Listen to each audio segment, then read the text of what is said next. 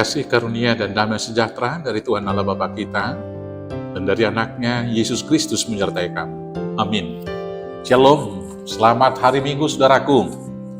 Dengarlah firman Tuhan hari ini yang tertulis dalam Injil Lukas, pasal 12, ayat 49 sampai dengan ayat 53. Demikianlah firman Tuhan. Yesus membawa pemisahan. Aku datang untuk melemparkan api ke bumi, dan betapakah aku harapkan api itu telah menyala.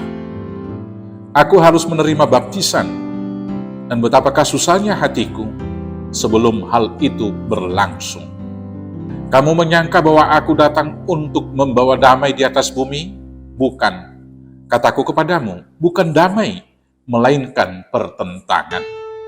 Karena mulai dari sekarang akan ada pertentangan antara 5 orang dalam satu rumah. 3 melawan 2, dan 2 melawan 3. Mereka akan saling bertentangan. Ayah melawan anaknya laki-laki, dan anak laki-laki melawan ayahnya. Ibu melawan anaknya perempuan, dan anak perempuan melawan ibunya. Ibu mertua melawan menantunya perempuan, dan menantu perempuan melawan ibu mertuanya. Demikianlah firman Tuhan.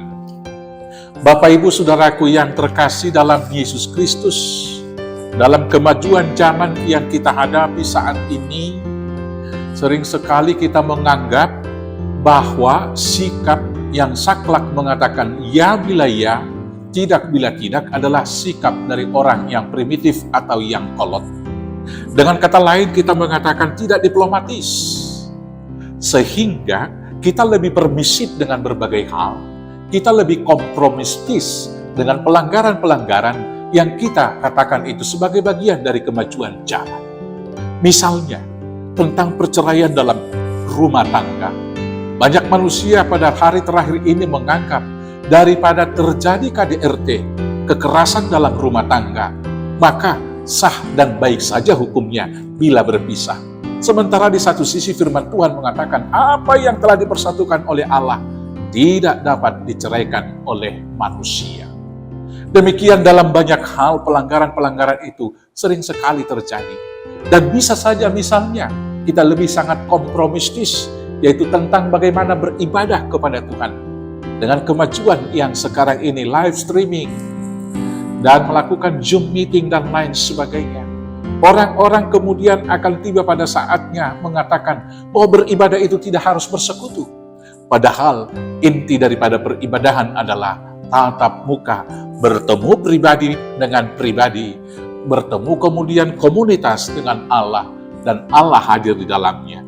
Dan firman Tuhan mengatakan, sebab di mana ada 2-3 orang berkumpul atas namaku, aku hadir di tengah-tengah mereka.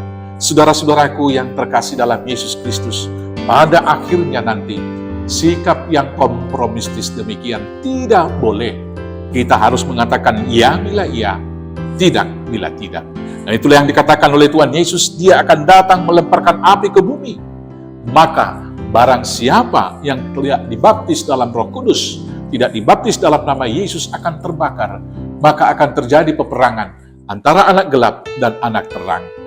Bahkan kepada orang tua kita sekalipun, kepada saudara kita yang paling dekat sekalipun, kita tidak boleh kompromi tentang kebenaran iman kita, tentang kebenaran yang hakiki dari Injil dan firman Tuhan. Maka karena itu, baik atau tidak baik adanya, saksikanlah kebenaran firman Tuhan.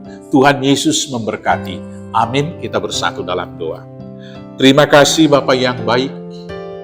Biarlah Tuhan mampukan kami dan tolong dengan Roh Kudus, agar kami boleh menyaksikan kebenaran firman Tuhan dengan berkata ya bila ya, tidak bila tidak. Supaya dengan demikianlah kami nyata menjadi anak-anak Tuhan yang ikut mempunyai hak warisan dalam kehidupan yang kekal dan menjadi pewaris akan mahkota kehidupan. Terima kasih Bapa yang baik. Bila 1 minggu ke depan Tuhan pimpin kami melakukan tugas panggilan tersebut, hanya dalam nama Yesus Kristus, Tuhan Juru Selamat kami yang hidup. Amin. Selamat hari Minggu. Tuhan Yesus memberkati. Horas, horas, horas.